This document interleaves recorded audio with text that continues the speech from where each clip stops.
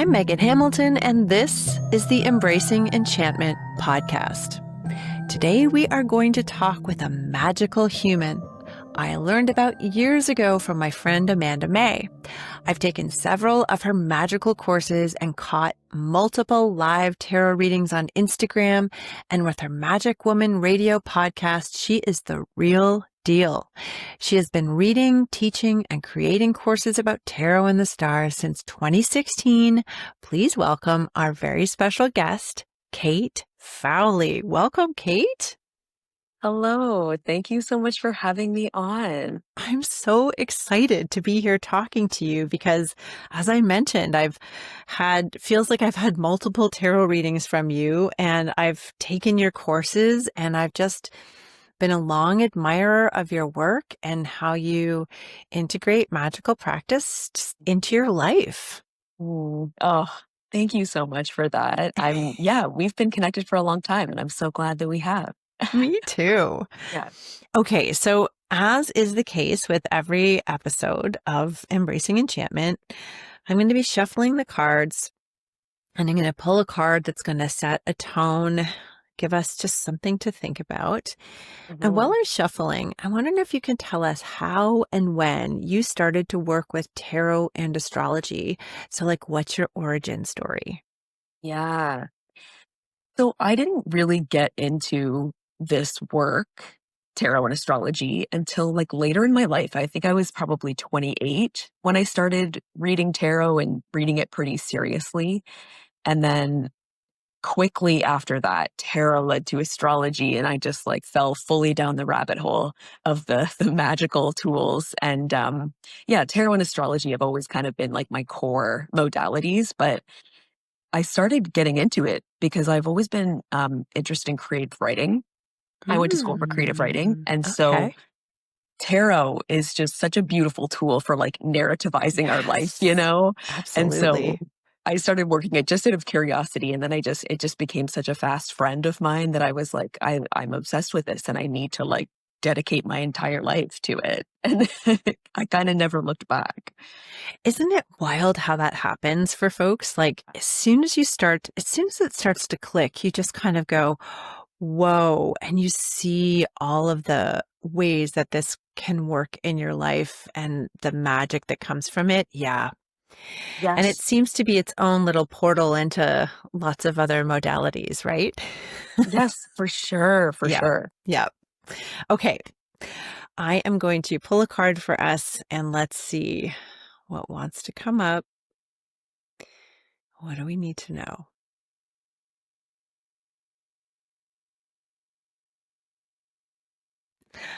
Page of Wands. I love it. It feels very fitting, actually, for this kind of, we're entering what some of us feel like is a new year, fresh energy, kind of our season. The fall brings, the coolness that takes away, gives us a bit more focus and clarity after the summer that we've had, especially all of the heat around here. Wands are in the realm of fire.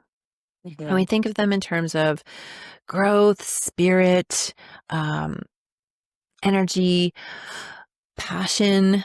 And with the page, the page is the hardest working card of the suits. And we have the page with a tunic full of salamanders. Of course, if you're listening, I'm reading once again from the Rider-Waite-Smith deck.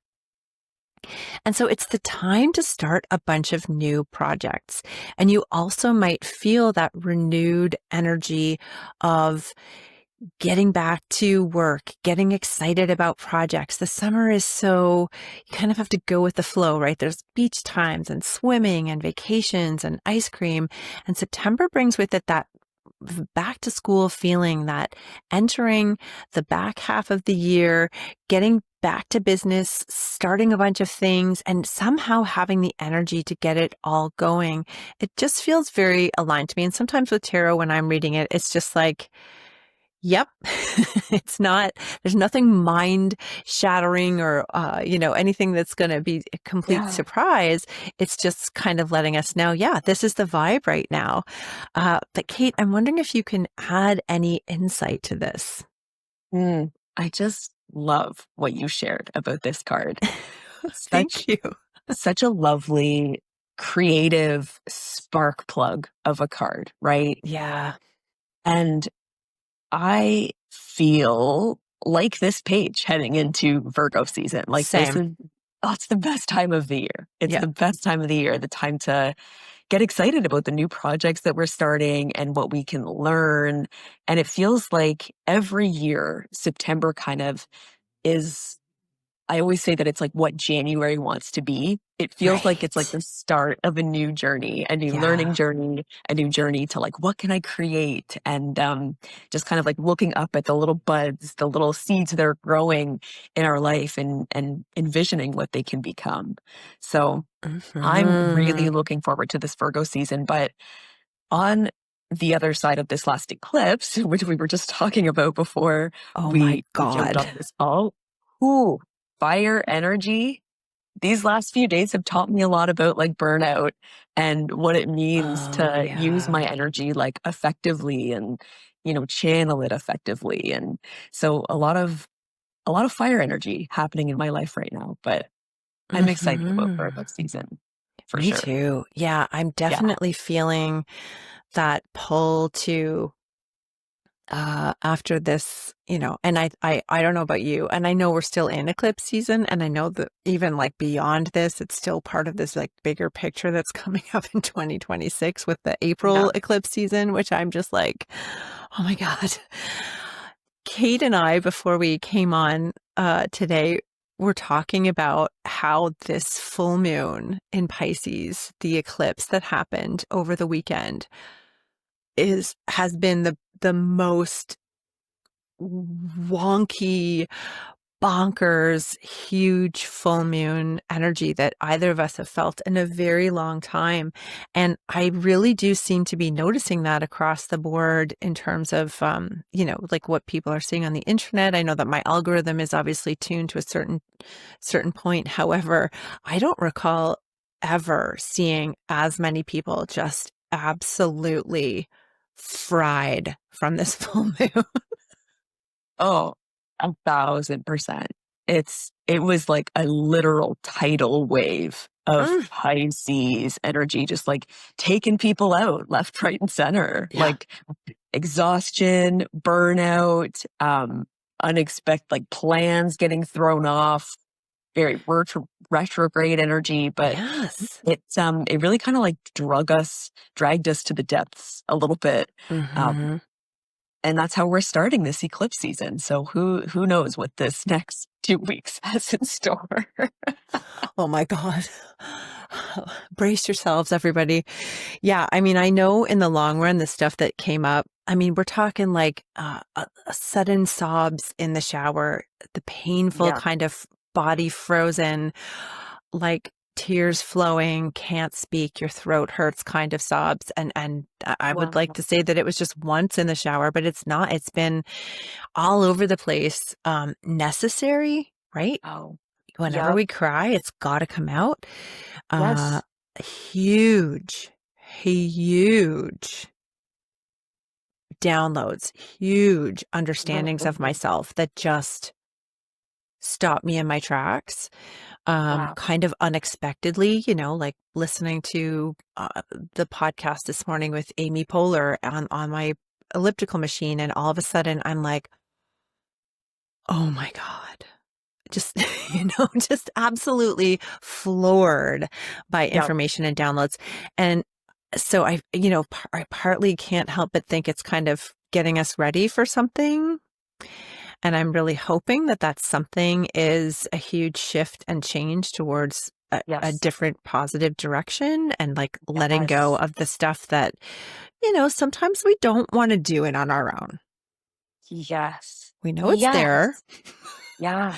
But we're like, I don't want to touch that. And then either the tower or the full moon eclipse comes in and is like, well, I'm going to make you because I want you to be on the other side of this, right? Yes. But So goddamn. true. Ooh, yeah. Like on one hand, Pisces energy brings like deep emotions and Mhm. like, you know, sobbing and grief. It's also about like the afterlife, right? And transcendence, but Mhm. also about like our dreams and visions and what we really truly want for like the big picture of our life. So I feel like this eclipse season with on the Pisces and Virgo axis, like it's about taking out the unnecessary, what's not needed, any filler, any fluff in our day that's not adding up to like the big picture of what we want for our life, which like sometimes like these are the signs of healing, right? Like Mhm. Pisces is about like spiritual, the emotional realm, and then Virgo is about like the here and now and tangible realm. So it's all about coming into alignment with like where we want to be at the end of the day. And I think, yeah, a lot could change over these next 2 weeks. Yeah, yes, yes. And I'm here for it. I live with a Virgo and a Pisces, and I also completely rebranded my business on Monday on purpose. But you know how you're just like, no, this will be a good time to do it. And then you're like, oh Yes. my God, what have I Yes. done? Good for Oh, you. thank you. Yeah. Yeah. And I actually wasn't expecting all the grief that was going to come up from it either. But Oh, that's how we do sometimes, you know? yes. Yeah. Hmm. Eclipse season asks us to do big things, right? Yeah. And I knew it was coming. And I know I love the tower. I mean, I love slash hate it. I knew I had to get on I was getting the tower a lot. I knew I had to like get on top of it before it got on top of me. Yeah. Uh, Oh, yeah. Okay. Okay. Okay. I'm getting way ahead of myself here. So we are living during incredibly difficult times. Can we yeah. both agree on that? Yes. Yes. And the purpose of this podcast is to learn new modalities of spirituality to stay hopeful, with the principle being that hopefulness keeps us driving forward toward change.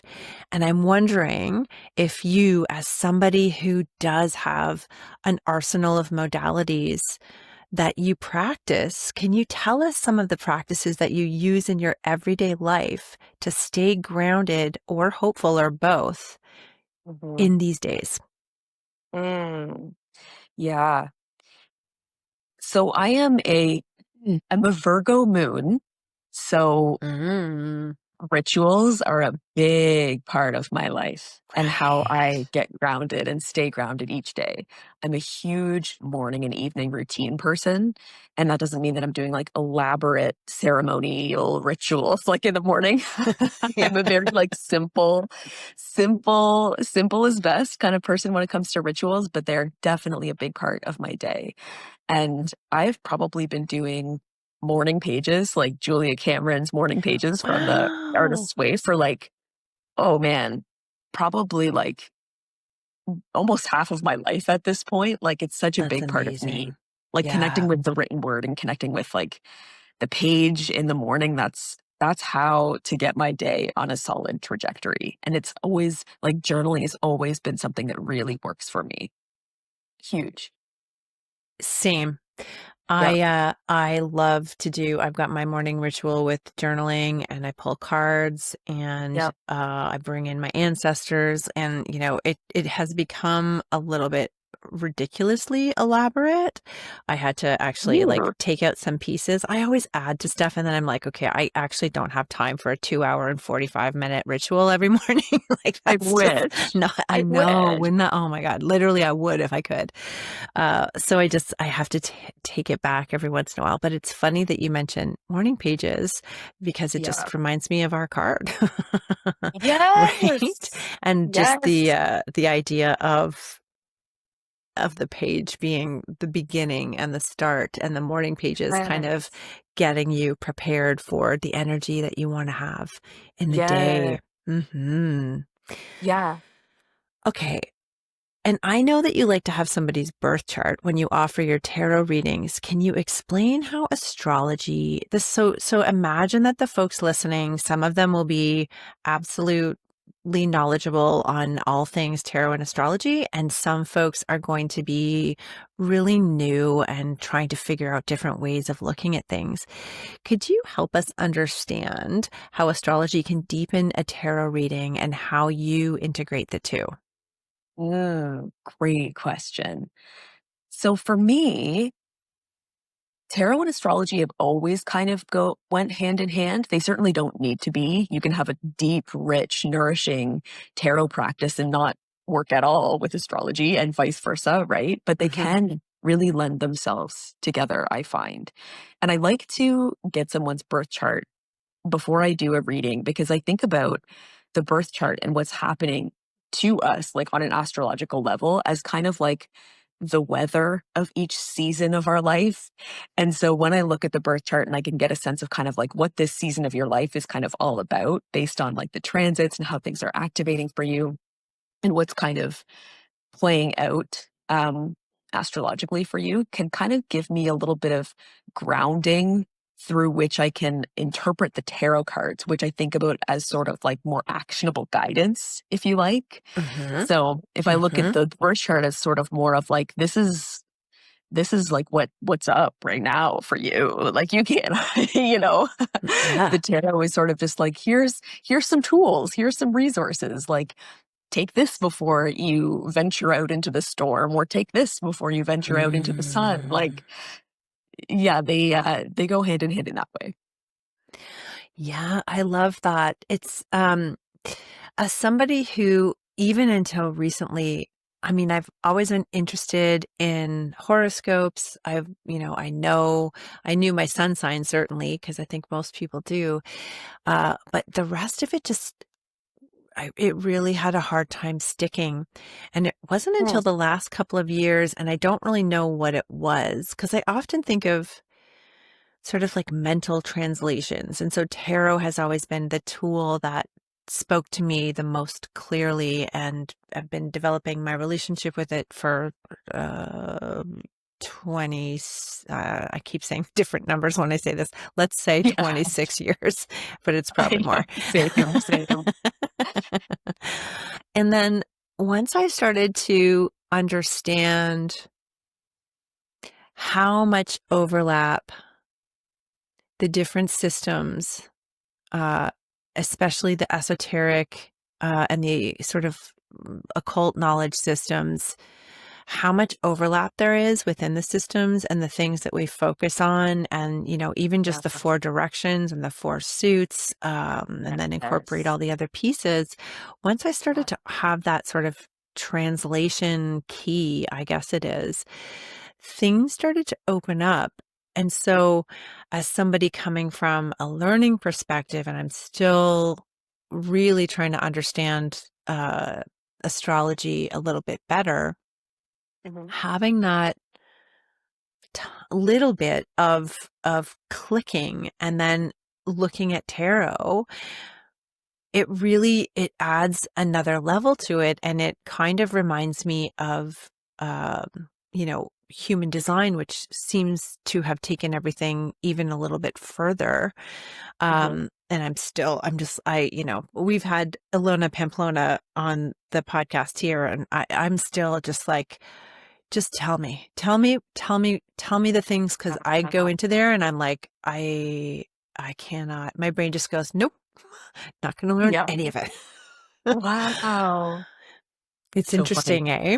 Yeah, But yeah, it yeah. it it what strikes me is, and this is probably too big of a topic to get into today, but just the universality of all of the different systems, Yes. and what draws us to certain systems, why certain ones click in our brains, why certain modalities feel more aligned than others. And certainly there's closed practices, obviously, that, Yeah. are not meant for everybody, but the ones that we're drawn to, and the difference that they can make in our lives are astonishing. Totally, totally. And we go through seasons too, right? Like Yeah. sometimes I'll go through seasons where I don't touch my cards at all. And then other times where I'm doing like as part of my morning ritual, as a part of my evening ritual. But yeah, it's nice to have a little bouquet that works for you, a Oh, I bouquet of love that. modality. A little bouquet of modalities, like a cornucopia of Mm. helpfulness. Mhm. A cornucopia of hopefulness, abundance. Oh, yeah. I love that. I love that. I love that. Um, who is somebody you've learned the most from in your work? Ooh, that's such a good question. Well, yeah, like what you were saying before, really, it's so true that like you really need to find someone who speaks your language when it comes to these tools to really help it like click Mhm. in a way. Cause something can be totally mystifying and be like, you just don't retain anything. And then you hear someone else talk about it in a way that like makes sense to you. And you're like, oh my God, this makes sense. The lights go on.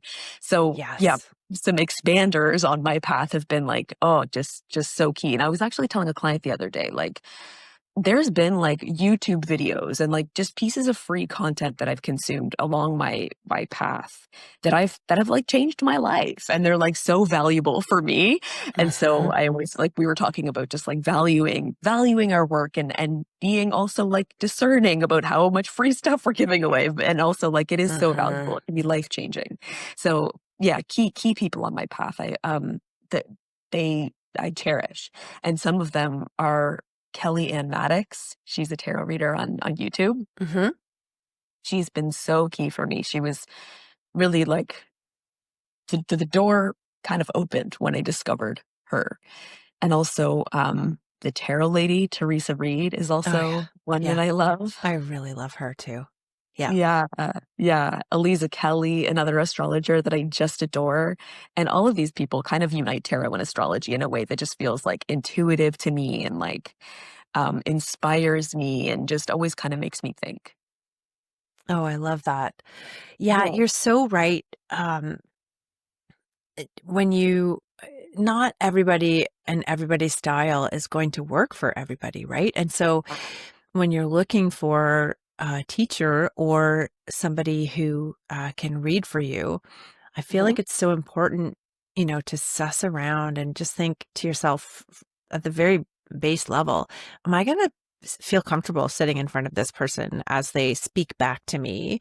The cards that they're reading, is the tone of their reading something that works with me, Yeah. or is it a way of speaking that, doesn't work for me? For example, like some people love a bit of tough love and some people really, really Mhm. don't. Yes. Some people like a more predictive tarot reading, and some people Ah, just want to sort of have a more, tell me what's going on inside. Let me know like what things I can look at to bring ah, change. Yeah. yeah. Yeah, Hmm. and so many different approaches that you can take with tarot too, Oh right? yeah. Like, yeah, you need a reader sometimes who's just gonna, like, slap some sense into you, and then you need a reader sometimes who's gonna, like, lovingly nudge some sense into you. But, it's fascinating to see the directions that people can take with it, like, we can create so many different spins on the structure of the tarot, and, Oh yeah. it's so cool to see what directions people can take it in. Absolutely. Right. Some people like to use a very specific uh, way of looking at each card. It's the same every time. This is what this card means. And then Yeah. other people sort of bring a more interpretive approach. And especially if you're adding another modality. So then for you, for example, Mhm. you've got the Page of Wands, but if you're also dealing with somebody who has, an Aries sun and a Sag rising, like myself, then you might have another, connection to this in terms of fire signs and the Yeah. energies that are going up with stuff. Um, Yes. yeah, it is, and I think that's partly what keeps people interested is because you can keep adding to your practice. You can keep incorporating new ideas, or you Yeah. don't have to do any of that. If you want to keep it fixed and that's working for you and you just know what every card means, and when it Yeah. comes up, this is what we go for, that's okay too. And I think that's part Yeah. of what draws me to these practices in the first place is that they are, as opposed to a religion, which is very prescriptive and there's a lot of, dogmatic, like never mind the power and the other stuff. But, it's like these are the rules for a living. Whereas when you work towards a sort of more witchy, um, alternative, alt spirituality, occult based stuff, then you Mhm. can make it your own, which can make it that much more meaningful and Yes. frankly powerful. Yes. Oh man, like ritual is not one size fits all for sure, right? Yeah. Totally. And So yeah, we can personal. so personal, Hmm. so personal. But it's always interesting. Yeah, you can take so many like bits and pieces from other people that inspire you. But at the very end of the day, it's about you like creating your own work of art with your ritual, your Yeah. practice. Yeah. Yes. Yes. So unique and uh so positive for each person who's got their own style. Um so I was peeking around on your website and I Yeah. noticed that you have an upcoming Samhain course. I'm wondering if you could tell us a little bit about that. I do. It's my favorite time of the year. It's the best time of the year. I'm in like my full page of wands expression every day. Let's do this. Let's do this. Let's add this Mhm. to a spell. Let's add this to a ritual. Oh, such a lovely witchy time of year. So my Samhain offerings every year that they excite me so much to envision and dream up. So pretty much for the entire month of October, for the last couple of years, I've been doing like a full, like I call it my Samhain programming. And I usually offer a live program. And then I usually offer like an email course because I love doing little email courses based on the transits and what's going on and helping people to connect with them on a more personal level, starting with the page as well. That's always been a big part of my work. But I also am gonna do, like, 3 little one-off rituals, so I have a cornucopia of things happening in October. But, yeah, really the main kind of thing would be my Season of the Witch program, and basically it's just like a 4-week meeting session where we meet every week and kind of dive into one particular like symbol of the Samhain season. That might be ghost, it might be witch, it might be afterlife, and kind of use that as like the core of our like teaching and exploration for the week. But we'll see what happens. We still have a bit of time for me to like flesh out that idea. So I'm like, and I'll probably get so many different ideas from now until then. But yeah, Yeah. I'm really So excited. I love that you come up with new stuff all the time. You kind of just let whatever's coming to you dictate what you're going to do. Is that, Totally. yeah, Oh, yeah. yeah. The Yeah. energy behind that is really powerful. Hmm. Yeah, it's always pretty, on the fly. Like, if I get a good idea, I'm gonna, like, take action on it, and I don't wanna feel, like, restricted in any way. That's why I love being a witch. That's why I love being a business owner. It's why I love being a witch. 'Cause I you can be a bit 100% of a agree with you. rebel. Yeah, it is. And that's what I was hinting at earlier too, this idea of, okay, I don't really like this part of this. I mean, and again, I think it's worth saying because Yeah, this is really important. yeah, Not every practice is for everybody. And, you have to be careful and really do your research and understand what's cool and what's not cool and why it's not cool totally. to incorporate certain Yeah. practices into your cornucopia.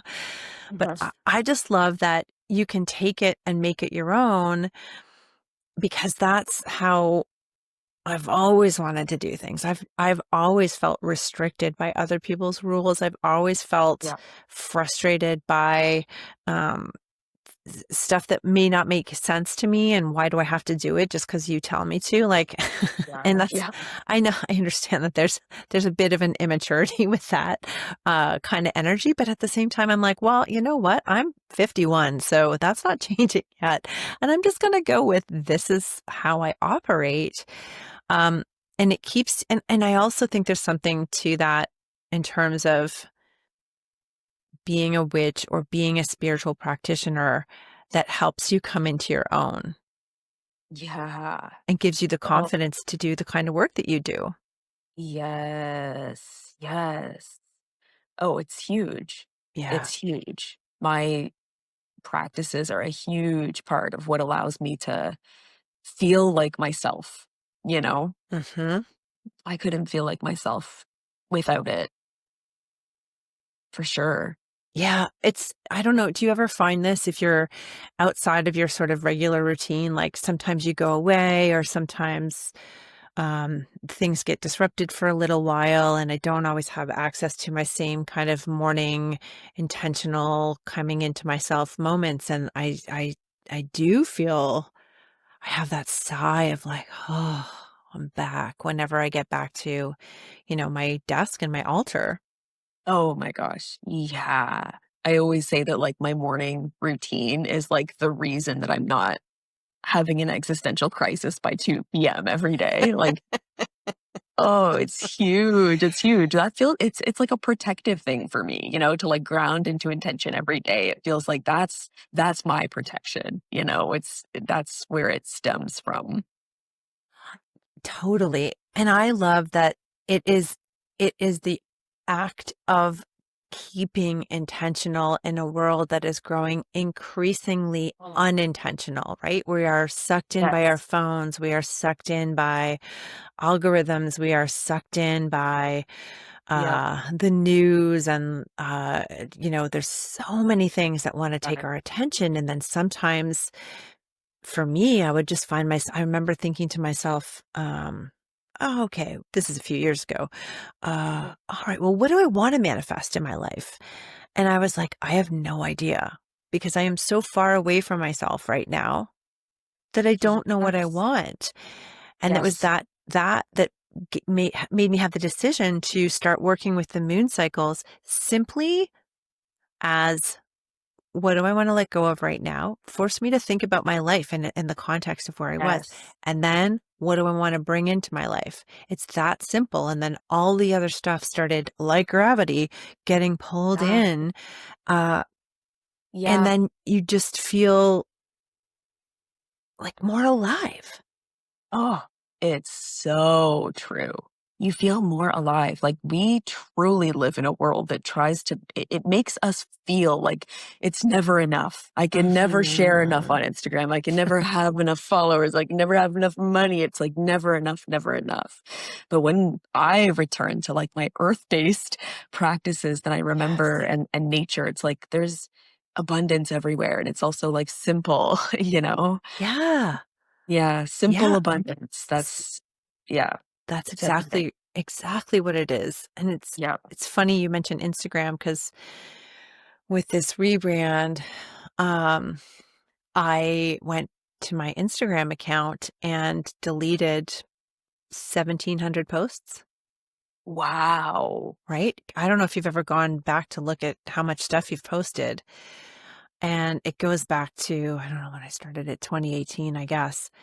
And just the the sheer volume, and the thinking of the hours, Yes. and the memories, and the grief that I wasn't expecting, right? Just the like, Wow. wow, exactly. Um, but then with tarot, there's so much of that. And so we were talking just now about moon cycles and like releasing and bringing in the new. Like, you have to Yes. get rid of the shit in order for the other shit to have space to Yeah. come into.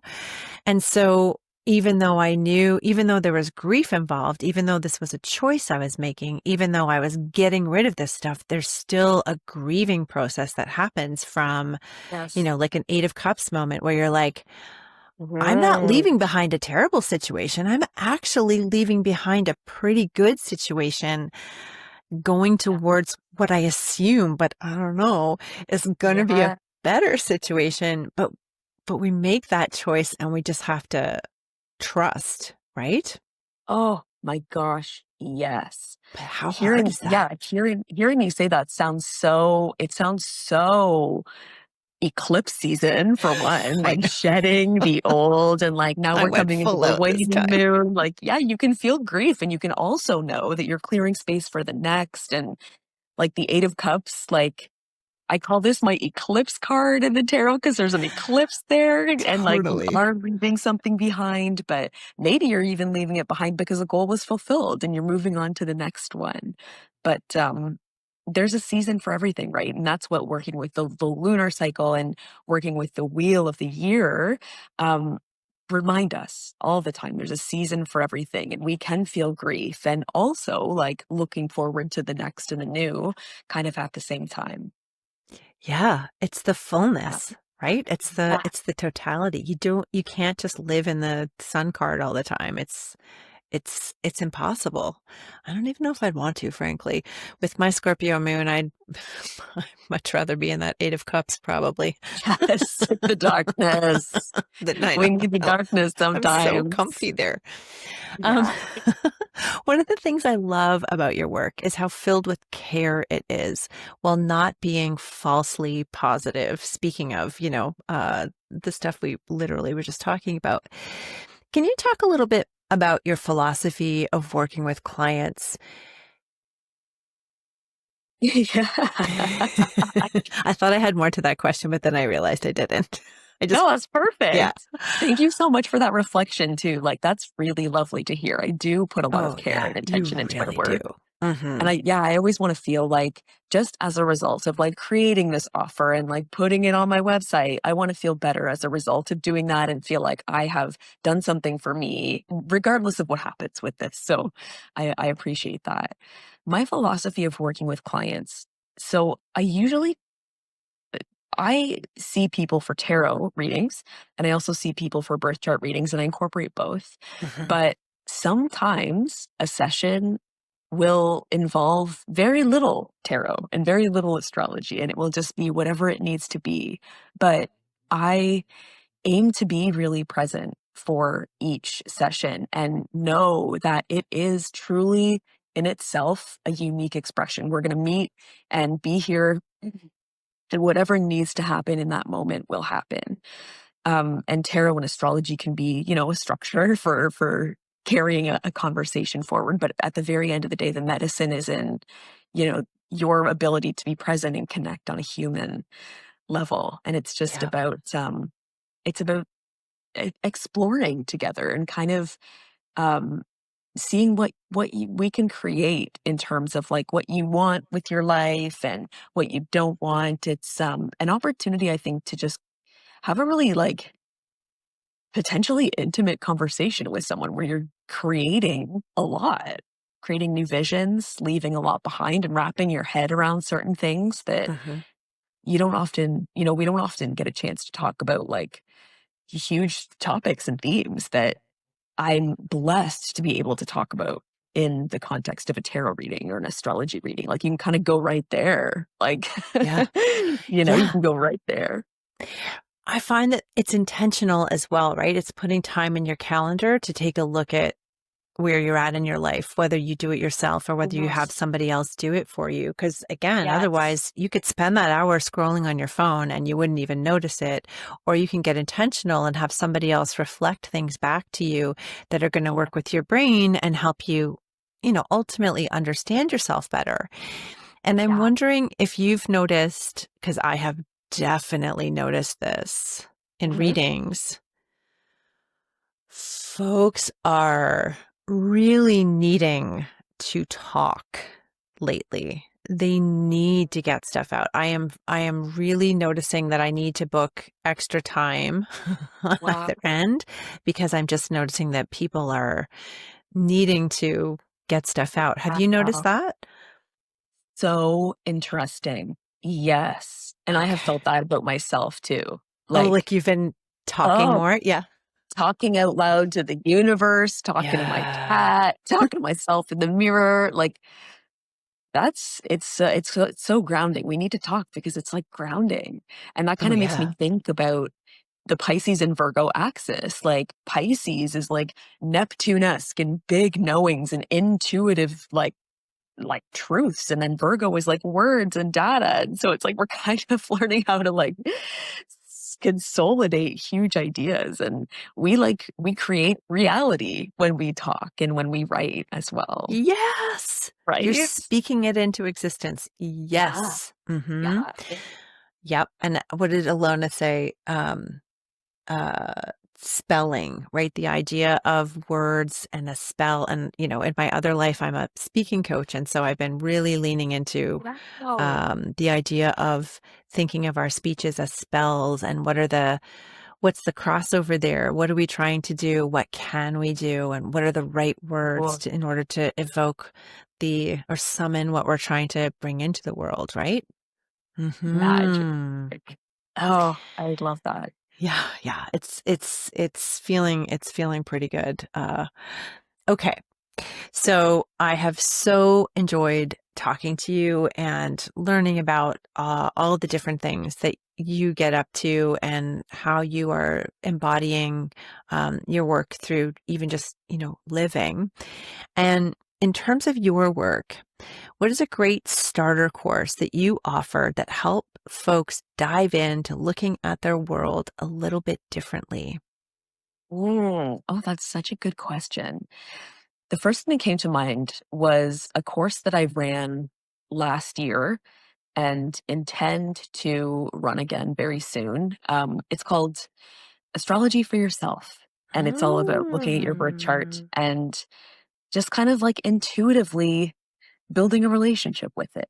I loved creating this course. It sort of was my first stab at like my own astrological language and how I want to be a teacher of just like straight up astrology.